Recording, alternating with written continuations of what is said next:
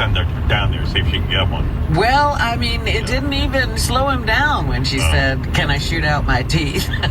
Can I shoot the moon? Yeah, Wendy. She's got that delivery.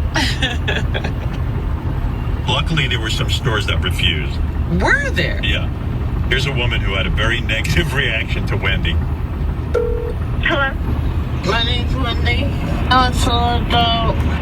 Okay. I would like to buy a RA-15.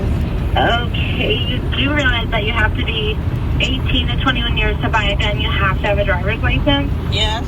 Okay. No felonies, no domestic charges, no multiple misdemeanor charges. So will you sell me a gun?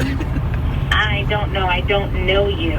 Uh-huh. And considering that you told me you're a slow adult, I don't think that's a good idea. Can I shoot my gun in the air? Okay, you need to go to a gun safety course. Can I point at my face?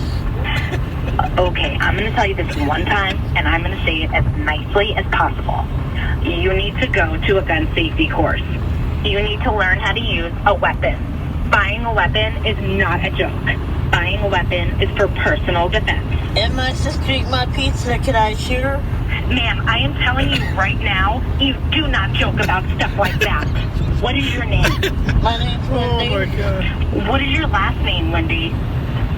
What? What is your last name, Wendy? I'm an adult.